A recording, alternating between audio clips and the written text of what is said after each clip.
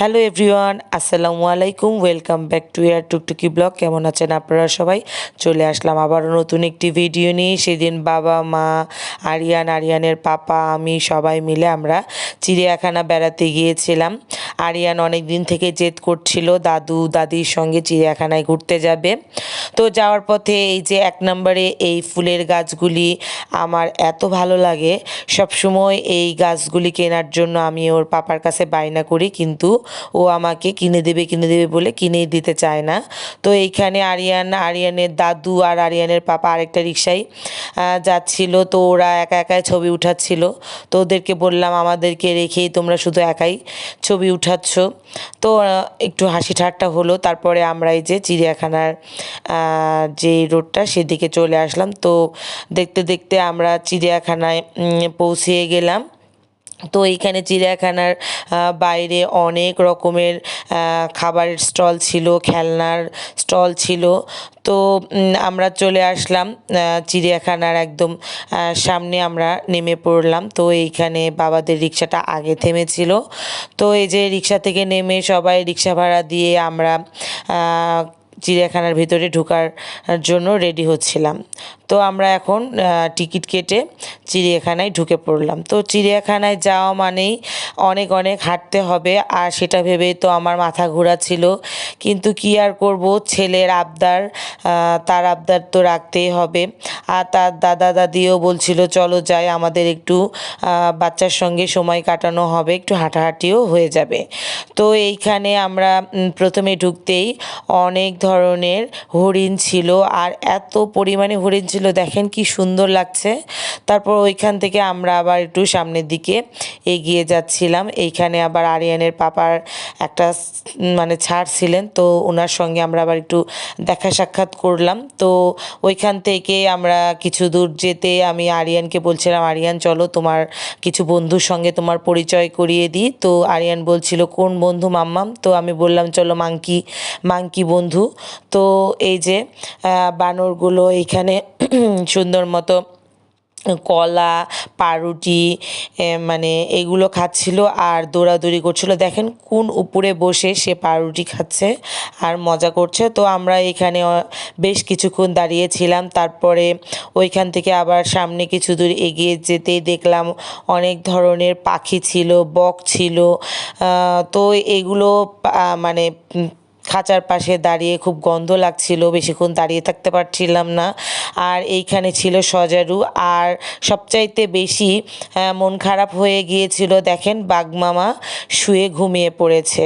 আসলে ওই সময় ওদের লাঞ্চের সময় ছিল, ওরা খেয়ে দিয়ে বিশ্রাম করছিল। আর আমার ছেলেটার মন ভীষণ খারাপ হয়ে গিয়েছিল, সে বাঘমামাকে দেখবে জন্য এসে সে ঘুমাচ্ছে। তারপরে তাকে ভাল্লুক দেখাতে নিয়ে গেলাম। এইখানে সিংহ ঘুমাচ্ছে ছিল। আসলে ওই সময় ওদেরকে খাবার দেওয়া হয়েছিল, যার কারণে ওরা খেয়ে ওই সময় মানে রেস্ট করছিল আর কি। অনেক ডাকাডাকির পরেও তারা উঠছিল না। তো আমার আরিয়ানের মনটা ভালো করার জন্য আমরা আরও সামনের দিকে মানে ঘুরছিলাম, ওকে বলছিলাম চলো সুন্দর সুন্দর পাখি আছে। তো এই যে সুন্দর একটা পাখি এখানে ছিল। তারপরে এখানে আমরা বন্য মহিষ দেখলাম, কিছু ভেড়া ছিল। তারপরে আমরা হাঁটতে হাঁটতে সামনের দিকে যাচ্ছিলাম। আরিয়ান বলছিল মাম্মাম আমি ক্রোকোডাইল দেখব, আমাকে তাড়াতাড়ি কুমিরের কাছে নিয়ে চলো, আমি কুমির দেখতে চাই। তো আমরা কুমিরের সন্ধানে সামনের দিকে এগিয়ে যাচ্ছিলাম। আর এইখানে জলহস্তী দেখে আমার ছেলে মনে করেছিল এগুলো হয়তো কুমির। আমি বললাম না বাবা, এগুলো জলহস্তী, এগুলো পানির মধ্যে একদম ভিজে থাকে, ওদের পানির মধ্যে থাকতেই ভালো লাগে। তো এই যে সামনে এখন আমরা চলে আসলাম কুমিরের মানে খাঁচার কাছে। তো এখানে আরিয়ান কুমির দেখে তো ভীষণ মজা পাচ্ছিল। তারপরে ছেলে আমার একটু নায়ক স্টাইলে পাপার সঙ্গে ছবি উঠিয়ে নিচ্ছিল।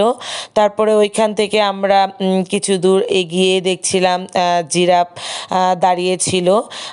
তো এই যে জিরাফের যে এটা আমার খুবই ভালো লাগে। মানে এত লম্বা। তারপরে চিড়িয়াখানার ভেতরে বাচ্চাদের খেলাধুলার একটা সুন্দর পার্ক ছিল। তো আমরা সেইখানে গেলাম, আর আরিয়ান এইখানে পিচ্ছিল খাওয়ার জন্য একদম মানে রেডি হয়েছিল। তো ও ছোট মানুষ, ও খুব ভয় পাচ্ছিল, ওর পাপা ওকে সাহায্য করেছে, তারপরেও ও মানে হাল ছাড়েনি, ও মানে চেষ্টা করেই যাচ্ছিল। তারপর এই যে এত সুন্দর একটা ট্রেন ছিল, কি বলবো, আমার আরিয়ান তো মানে ট্রেনটা দেখে ওর মাথা খারাপ হয়ে গিয়েছে। ও বলছে, মাম্মাম আমি এই ট্রেনটা ড্রাইভ করতে চাই, আর তোমরা আমার সেই ট্রেনে প্যাসেঞ্জার হয়ে যাবা। তো যেই কথা সেই কাজ, ওর পাপা সঙ্গে সঙ্গে টিকিট কেটে নিল।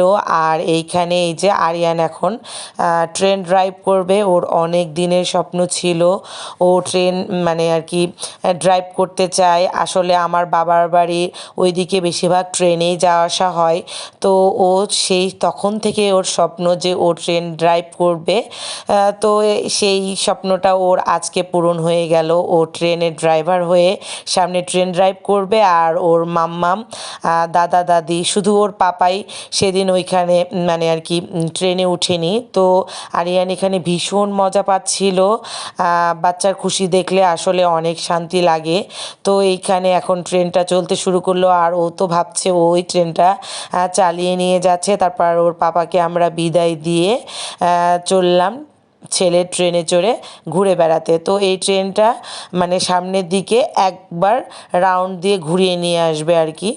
তো সন্ধ্যা হয়ে এসছিল, তো ভালোই লাগছিল ছেলের সঙ্গে ট্রেন সফর করতে। তো এই যে দেখতে দেখতে আমরা ট্রেনে ঘোরাঘুরি হয়ে গেল, আমাদের ট্রেনটা একদম স্টেশনে এসে দাঁড়িয়ে গেল। তারপর আমার ছেলে তো একদম আনন্দে মানে আত্মহারা হয়ে গেল, সে ট্রেনটা চালাতে পেরেছে। তো আমরা ট্রেন থেকে এখন নেমে পড়ছিলাম। তো আমার ছেলে আবার ওর দাদিকে এখানে নামতে সাহায্য করছিল। তারপর আমার ছেলে আরও একটা রাইডে উঠলো। এই রাইডটা ছোটোবেলায় আমিও অনেকবার উঠেছি, তো ছেলের সঙ্গে আবারও একবার উঠে পড়লাম। এই ঘোড়া অনেক কিছু ছিল, ছেলে আমার ঘোড়াতে উঠে পড়েছে। তারপর এই যে আমরা চিড়িয়াখানা ঘোরাঘুরি শেষ, চিড়িয়াখানার বাইরে চলে আসলাম, ওর দাদির সঙ্গেও দাঁড়িয়েছিল। তারপর এইখানে বাইরে এসে দেখি আমাদের জন্য প্রান্ত মানে আরিয়ানের আরেক চাচু অপেক্ষা করছে। তো ওইখান থেকে আমরা চলে আসলাম মিরপুর 1-এ প্রিন্স বাজারে। এখানে আমাদের কিছু কাজ ছিল, সেইখানে আমরা একটু কেনাকাটা করলাম। তারপরে আমাদের ভীষণ ক্ষুধা পেয়ে গিয়েছিল, অনেক ঘোরাঘুরি হয়েছে, যার কারণে এখানে আরিয়ান এই যে বার্গার নিয়ে বসে পড়েছে আর একদম দুষ্টামি শুরু করে দিয়েছে। তারপর আমরা খাবারের অর্ডার দিয়ে বসেছিলাম, এখানে গল্প করছিলাম। তো আমরা সেদিন প্যাটিস নিয়েছিলাম, এই প্যাটিসটা আমার খুব পছন্দ, আমি যখনই প্রিন্সে যাই আমার এই মানে প্যাটিসটা খেতেই হবে। তারপরে এখানে আমরা ম্যাঙ্গো জুস, অরেঞ্জ জুস দুইটাই নিয়েছিলাম। তো আজকের ভিডিওটি কেমন লাগলো অবশ্যই কমেন্টে জানাবেন। আর আমার এই ভিডিওটি এইখানেই শেষ করছি। পেজ থেকে দেখে থাকলে ফলো দিতে ভুলবেন না, আর ইউটিউব থেকে দেখে থাকলে অবশ্যই সাবস্ক্রাইব করবেন, লাইক কমেন্ট শেয়ার করবেন। দেখা হবে নতুন কোনো ভিডিওতে, ততদিন পর্যন্ত আল্লাহ হাফেজ।